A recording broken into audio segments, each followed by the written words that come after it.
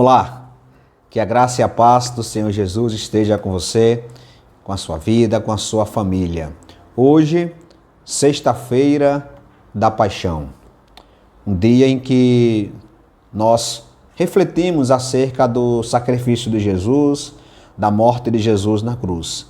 Se você estiver vendo este vídeo em alguma outra data, não tem nenhuma importância. Pelo contrário, de fato deveríamos refletir sobre a morte de Cristo todos os dias da nossa vida. E para essa reflexão, eu convido vocês a abrirem suas Bíblias no Evangelho de Jesus Cristo, segundo o relato do irmão Lucas, no seu capítulo 23. Lucas 23, a partir do versículo 32. E aqui Lucas vai narrar, os outros evangelhos também narram, esse texto vocês poderão encontrar o paralelo em Mateus, no capítulo 27, João, no capítulo 19 e também em Marcos, no capítulo 15. Vai narrar a crucificação de Jesus e algo muito importante e interessante. Vai narrar dois criminosos que foram crucificados ao lado de Jesus. Um à sua direita e o outro à sua esquerda. E duas pessoas sentenciadas justamente pelo Império Romano, pelos seus atos criminosos, mas que vão ter destinos diferentes a partir daquilo que elas tiveram, daquilo que elas se colocaram à disposição do Senhor, da reação que eles tiveram quando estavam ao lado de Jesus. Peço que você preste atenção para a leitura da palavra de Deus.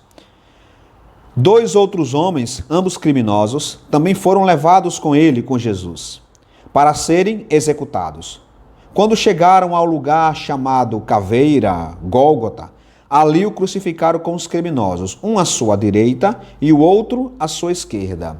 Jesus disse: Pai, perdoa-lhes, falando para os seus algozes, aqueles que estavam ali participando da crucificação.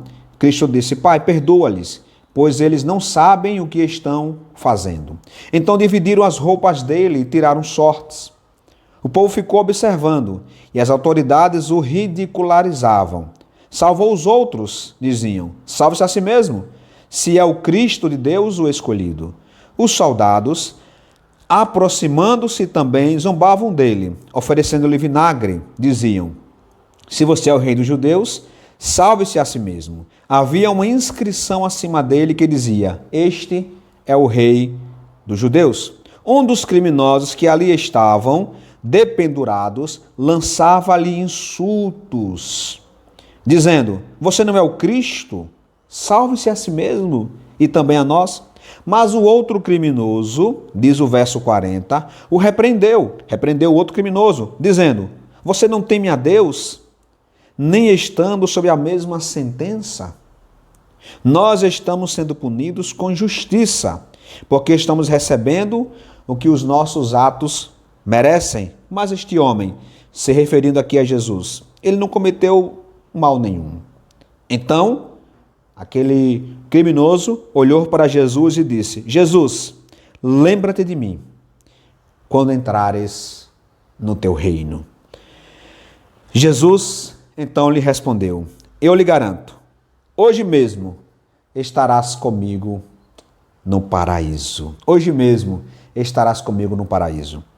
Então, hoje, sexta-feira da Paixão, nós nos lembramos, acerca desse sacrifício de Jesus, mas observe que a semana da Paixão, a semana do sofrimento de Jesus, ela começa bem antes. Ela começa na sexta-feira anterior, quando Jesus chega ali em Betânia, lá em João 12, no versículo 1, e ele encontra então os seus amigos, Lázaro, Marta e Maria. No sábado, Jesus então, ele descansa, como era do seu costume. No domingo, ele entra em Jerusalém, e essa é uma entrada diferente das demais. É a chamada entrada triunfal de Jesus em Jerusalém, no qual as pessoas receberam Jesus, colocando ali folhas de ramos, de árvores daquela região, recepcionando aí Jesus para a sua entrada em Jerusalém. Na segunda-feira, Cristo volta a Jerusalém para ensinar, tem a ocasião da maldição da figueira, a purificação do templo. Na terça-feira ele continua dialogando com as pessoas ao seu redor. É um grande dia de muitos diálogos, muitas controvérsias. Ele aproveita também e traz algumas parábolas. Na quarta-feira, lá em Betânia, que era uma região metropolitana de Jerusalém, então acontece a unção de Jesus, quando aquela mulher derrama aquele vaso cheio de perfume e derrama sobre Jesus. Há também na quarta-feira, já aí nessa semana é muito importante, a semana da paixão, já na quarta-feira Judas, o Iscariotes, vai conversar com os sumos sacerdotes e acerta o preço da sua traição. Na quinta-feira ocorre a festa da Páscoa, a celebração da Páscoa judaica. Na ocasião, Jesus Cristo então institui a celebração da ceia.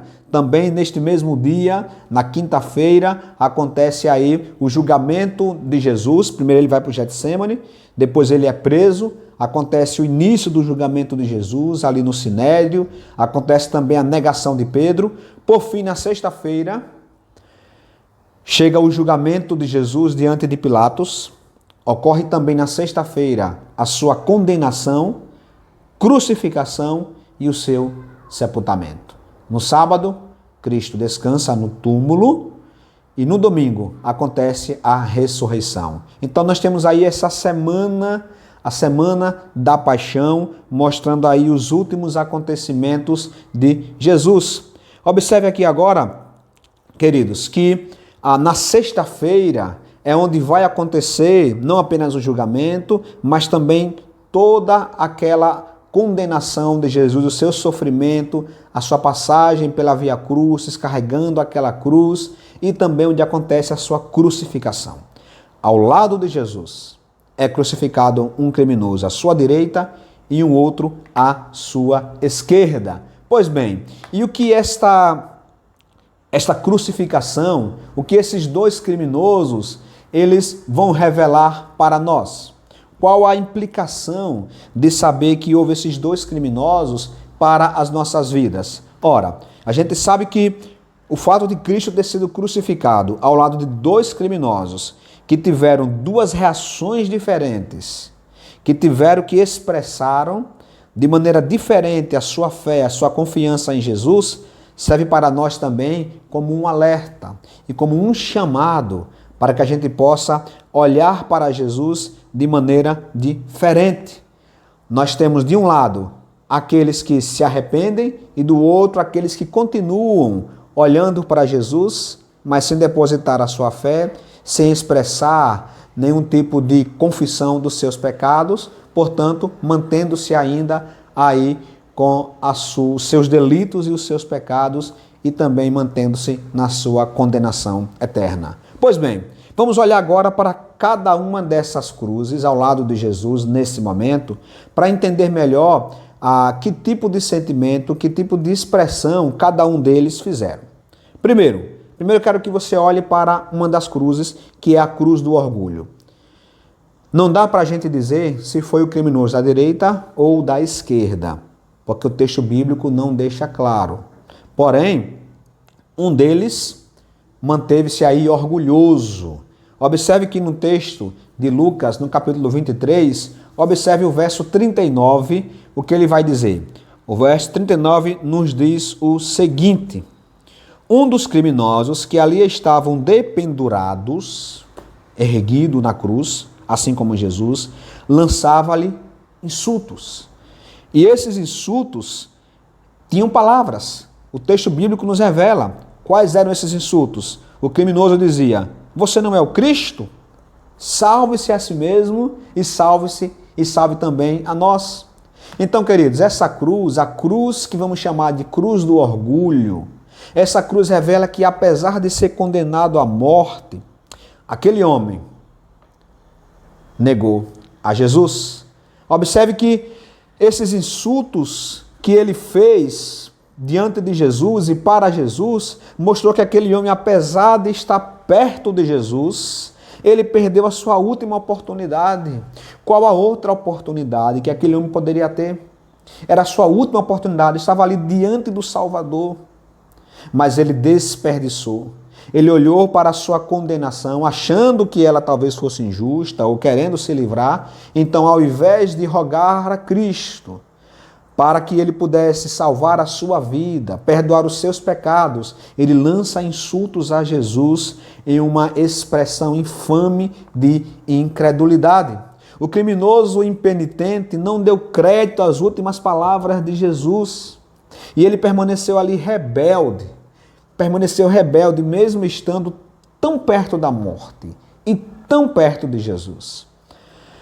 Antes de você ficar jogando pedra também neste criminoso que negou Jesus, eu quero levar-lhe à reflexão e dizer que muitas pessoas fazem, expressam, vivem da mesma forma que este criminoso. Ou seja, muitas pessoas, mesmo diante, por exemplo, da morte, mesmo diante de sofrimentos, mesmo diante de situações calamitosas, ainda assim elas não entregam suas vidas a Jesus. E observe que nós não precisamos ser condenado à morte. Ninguém precisa, por exemplo, estar no leito de um hospital. Ninguém precisa estar nas suas últimas horas de vida para entregar sua vida a Jesus. Até porque, como a gente vê no caso aqui do criminoso, isso não é garantia de que a pessoa que chega numa situação dessa, ela vai arrepender-se dos seus pecados e entregar sua vida a Cristo. Aquele criminoso, impenitente, incrédulo, inconfesso, que estava ao lado de Jesus, ele chegou até a orar. Olha só que interessante, ele ora no sentido de que ele conversa com Jesus, porque orar é conversar, não é isso? Orar é conversar com Deus, orar é conversar com Jesus. Então aquele criminoso, que alguns falam que era ladrão, que cometeu crimes contra o Império Romano, crimes de insurreição, seja lá quais forem os crimes, ele era um criminoso, ele era uma pessoa condenada pela justiça. Então aquele criminoso chegou a orar. Mas ele orou sem quebrantamento de coração. Como é que ele orou? Ele orou, você não é o Cristo? Ele questionou a santidade de Jesus. Quantas pessoas oram assim também? Mas será que Deus existe? Mas será que Jesus de fato, ele nos salva? Essa pessoa está orando, porque ela está falando com Jesus, mas ela não está orando com quebrantamento de coração. Aquele criminoso, inconfesso, impenitente, incrédulo, ele queria ser salvo. Preste bem atenção, não da condenação eterna, mas das consequências imediatas dos seus erros. Ele queria ser salvo das consequências imediatas dos seus atos. Ele não queria o perdão dos seus pecados. Não, ele não queria. O que ele queria? Ele queria ser salvo da dor. Lembremos-nos que aquela crucificação era um ato extremamente doloroso, um ato muito cruel. Então aquele ladrão, aquele criminoso, aquela pessoa que manteve-se inconfessa diante de Jesus, ela queria não ser salva do perdão, não ser salva dos seus pecados, não desejava o perdão de Cristo, mas ela queria apenas ser salva da dor. Ela queria uma salvação do presente momento. Ela queria um Jesus que lhe desse bens presentes da nossa era.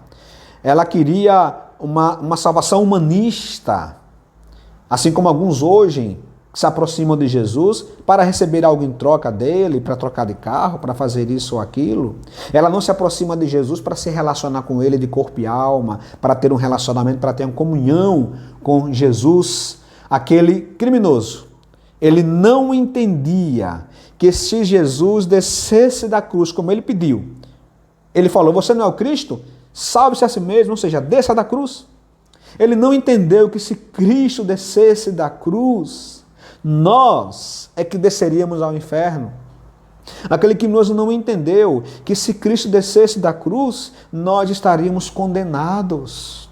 Aquele pedido do criminoso, além de ser algo infame para ele, era um traje para todos nós que cremos em Jesus, porque se Cristo não tivesse se mantido fiel até a morte de cruz, eu, você, todos nós que cremos nele, hoje, não creríamos.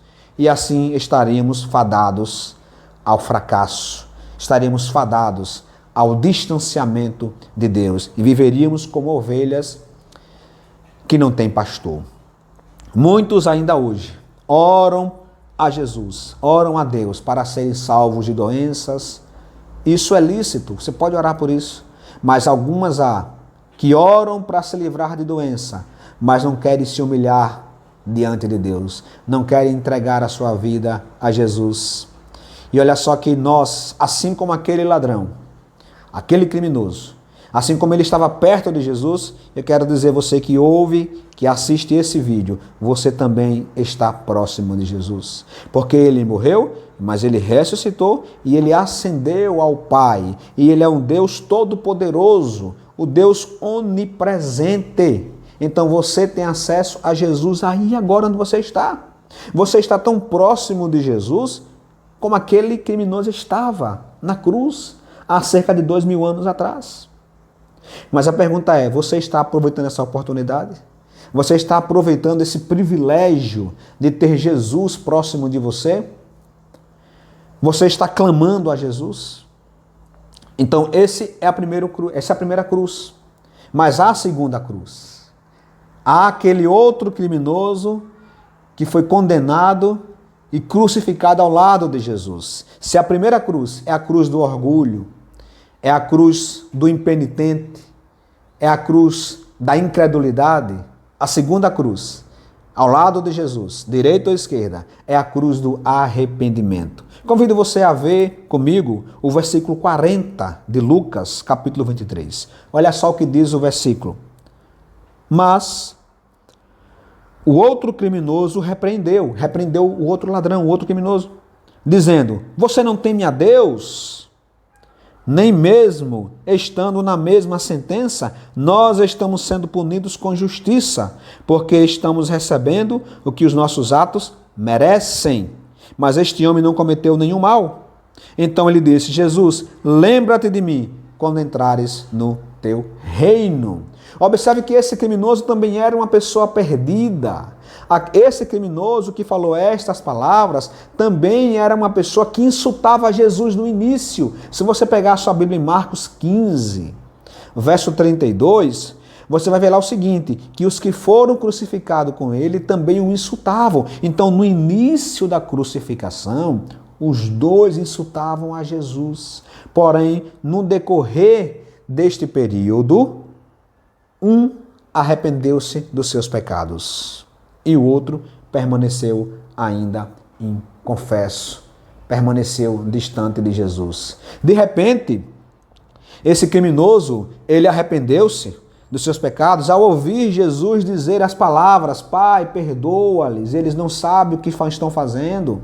Talvez ele olhou para aqueles discípulos ao lado de Jesus, as mulheres, talvez ele se lembrou das palavras de Jesus antes de estar ali naquela cruz. Talvez ele se lembrou de um amigo, de um parente, quando falou para ele acerca de Jesus, e aí agora então ele caiu na real, ele fez então o download, digamos assim, da informação.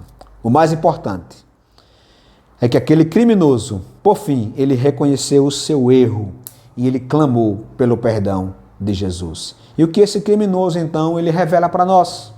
Como aconteceu esse milagre da conversão desse criminoso? No verso 40, nós vamos ver que, primeiro, ele mostrou que tinha temor a Deus. Observe que no verso 40 ele diz, você não teme a Deus? Primeira coisa que você deve entender é que se você se aproxima de Deus, você deve temer. Temer não é ter medo. Temer é você entender que há um Deus todo-poderoso, que fez os céus, a terra, o mar e tudo que neles existe. Temer a Deus é saber que você não é nada nem ninguém sem esse Deus. Temer a Deus é saber que você depende dele, que ele é santo, santo, santo, o Deus todo-poderoso.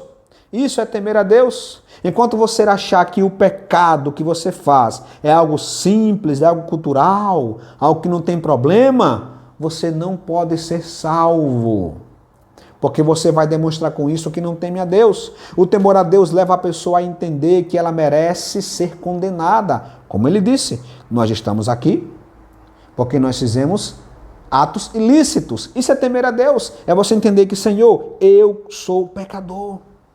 Eu cometo erros. Eu preciso do teu perdão. Isso é temer a Deus, é entender-se como uma pessoa pecadora. Haverá um dia em que todos estaremos diante do Supremo Juiz, diante do grande trono branco, como descreve João lá em Apocalipse. Naquele dia, não haverá escapatória se você não se arrepender dos seus pecados. Se você não entregar a sua vida a Jesus em vida, enquanto há oportunidade, como aquele ladrão criminoso fez na cruz, aproveitando cada segundo que ele tinha, se você não fizer isso, você não terá escapatória. Naquele dia, olha, você que está me assistindo, naquele dia sua família não poderá salvar a você, salvar a sua vida. Naquele dia, um dia do grande dia, do julgamento do Senhor, o seu dinheiro não poderá lhe salvar, seus conhecimentos não poderão lhe salvar, as obras que você fez, boas, tudo que você entregou, cestas básicas, todos os seus atos bondosos que você fez, se você permanecer em confesso diante de Jesus, isso também não vai lhe salvar. A sua igreja não poderá salvar você. Ninguém poderá salvar você. Você precisa temer a Deus. Você precisa entender que você é pecador e que Deus é santo, santo, santo. Você precisa entender que Jesus é o Santo de Deus, que aquela cruz que ele sofreu é por você, foi por você, para que você pudesse ter vida. É por meio da fé, gente. É por meio da fé que nós cremos em Jesus, não há um outro meio. O que aconteceu então com aquele ladrão? Além de mostrar temor, ele reconheceu os seus pecados, como nós já vimos, nós estamos aqui recebendo nossos próprios atos. Ele também reconheceu que Cristo é inocente. Ele diz, ora, mas este homem, nós estamos aqui porque cometemos atos ilícitos, mas este homem não cometeu mal nenhum. É um santo. Enquanto você fica aí divagando nas ideias, achando que Jesus Cristo era um homem como qualquer outro, era um Jesus histórico, legal, um homem que veio para trazer uma mensagem de paz, de amor, você não vai encontrar a salvação. Porque a salvação não é você abraçar uma ideologia, é você encontrar Jesus Cristo na sua vida. E então, aquele criminoso reconheceu que Jesus é o Rei da Glória. Porque ele diz no verso 42, se volta para Jesus e diz, Jesus, lembra-te de mim quando entrares no seu reino. Ele reconhece que está diante de quem pode perdoar, salvar e dar a vida eterna. Eu pergunto a vocês agora, uma pessoa que não tivesse fé, olharia para um homem pregado numa cruz, e diria para ela, lembra-te de mim quando entrares no teu reino? Que reino teria um homem simples, condenado numa cruz? Que reino é esse? Ele sequer tem liberdade. Ele sequer tem condições de beber uma água fria. Ele sequer tem condições de comer uma comida que ele gosta. Como é que ele tem um reino? Mas aquele homem percebeu que Jesus é o Rei da Glória. Ele percebeu que o reino de Deus não estava ali representado no fracasso, mas que ali na cruz Deus tinha inaugurado o seu reino, o qual será consumado, virá em sua plenitude quando ele retornar. Percebe que esta foi uma declaração maravilhosa daquele criminoso. Ele percebeu que não teria de Jesus uma bênção terrena. Ele não exige nada de Jesus. Ele não fala, Jesus, eu lhe confesso. O criminoso que creu em Jesus, ele não olha para Cristo e diz, Senhor, eu lhe confesso como meu Senhor e Salvador. Agora, Senhor, me livra dessa cruz. Senhor, me tira desta cruz. Senhor, me leva para um lugar melhor. Não, ele não faz isso. Porque ele entendeu que ele estava no fim da sua vida, e ele entendeu que há uma bênção muito maior do que as bênçãos terrenas. As bênçãos terrenas são boas, mas elas são apenas sinais de algo muito maior que Cristo conquistou na cruz. Ele não exige nada de Jesus, ele apenas diz para Jesus lembrar dele quando vier no seu reino. Percebeu o que é um homem de fé? Eu quero então ir para o fim desta reflexão. Lembrando a você que está assistindo este vídeo neste momento. Dizer para você que nós não somos salvos pelo exemplo de Cristo. Nós não somos salvos pelos ensinos de Cristo. Nós não somos salvos pelos milagres de Cristo. Nós tão somente somos salvos pela morte de Cristo.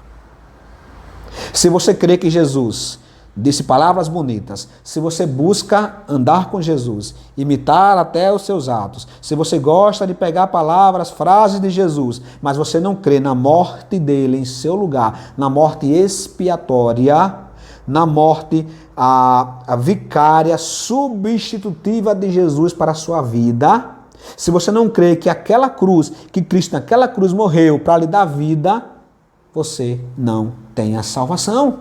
Você pode ler os evangelhos, você pode gostar da vida de Jesus, você pode fazer biografia de Jesus, mas você não vai ter Jesus na sua vida. A única maneira de sermos salvos é pela fé. Fé em quê? No sacrifício de Cristo. É crermos por meio da fé, que é por meio da morte, pelo sangue de Cristo vertido na cruz do Calvário, que nós temos vida. Observe então que Jesus olha para aquele homem e ele diz: eu lhe garanto, hoje mesmo você estarás comigo no paraíso. A salvação que Cristo oferece, ela é verdadeira, porque ele diz: eu lhes garanto, no verso 43, eu lhes garanto. A salvação de Cristo é certeira, e ele tem um reino, quando ele diz: estarás comigo hoje no paraíso. Paraíso aqui como um sinônimo de reino de Deus. A salvação de Cristo ela é imediata. Ele diz hoje, após aquela confissão daquele criminoso, Cristo não esperou um outro dia para dizer isso. Foi naquela mesma hora, ele encontrou salvação. Você pode, confessando a Cristo agora, entregando sua vida a ele agora, você já vai ter agora a salvação de Jesus na sua vida. Observe que a salvação de Cristo também ela é gratuita. Aquele criminoso não teve a chance de fazer nada. Há alguns que falam que para a gente chegar a Deus, que para a gente ter uma comunhão com Deus, tem que fazer um monte de coisa. Gente, nada disso. Para você ter a salvação de Cristo, você tem que ter fé nele. É claro que a fé deve fazer algo em você, deve transformar a sua vida. E as boas obras serão consequência da sua fé. Mas as boas obras não serão aí a origem da sua salvação. Aquele criminoso não teve a chance de ser batizado, por exemplo. Ele não teve a chance de demonstrar nenhuma mudança na sua vida. Aquele criminoso foi salvo sem mérito pessoal. Ele era um malfeitor. Ele não teve tempo de pertencer sequer a alguma igreja. Ele não teve tempo de fazer nenhuma boa obra, de participar de uma obra social. Não teve tempo de nada. Ele tão somente, simplesmente, se arrependeu e creu. Se arrependeu e creu. Certamente que se ele tivesse tempo, ele faria tudo isso como sinal da salvação que ele teve em Cristo Jesus. Para aquele criminoso, nenhuma condenação mais há na vida dele. Por isso, a salvação que Jesus ofereceu tanto a ele como a nós, é a comunhão eterna. Quando ele diz: hoje mesmo estarás comigo no paraíso.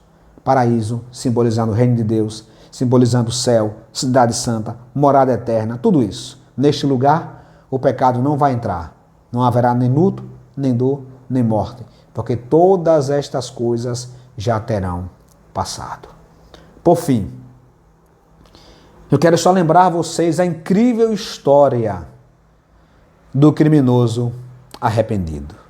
Pela manhã, aquele criminoso era um ladrão pregado em uma cruz. À noite, ele estava usando uma coroa, a coroa da vitória. Pela manhã, ele era um inimigo de César, o inimigo do Império Romano. À noite, ele era amigo de Deus. Pela manhã, aquele criminoso, ele foi desprezado pelos homens, ultrajado pelos homens, escarnecido pelos homens. À noite, estava acompanhado dos anjos e dos santos de Deus que foram salvos por Cristo na cruz. Pela manhã, ele era um criminoso na terra. À noite, ele era um cidadão dos céus. Neste momento, sexta-feira da Paixão, ou qualquer outro dia que você possa estar ouvindo, assistindo esse vídeo, eu quero lhe fazer um apelo. Pare de apenas ser uma pessoa que simpatiza por Jesus. Pare de ser uma pessoa que tão somente gosta dos ensinamentos de Jesus. E seja um discípulo dele. Arrependa-se dos seus pecados. Creia que o sacrifício de Jesus na cruz foi um ato de amor de Deus para ali purificar os nossos pecados, para nos dar perdão, porque o salário do pecado é a morte, mas o dom gracioso, gratuito de Deus é a vida eterna em Cristo Jesus. Se você não crê, você está perdido. Se você não entregar sua vida a Jesus, você estará perdido. Isso é um ato de fé, um ato tão somente de fé. Que o Senhor abençoe sua vida, que você possa refletir nas palavras que acabamos aqui de meditar e que o Espírito Santo possa então transformar o seu coração, fazendo com que essas palavras possam fazer sentido para a sua vida e você possa então confessar a Cristo como Senhor e viver por Ele, para Ele, para o resto da sua vida. Em nome de Jesus.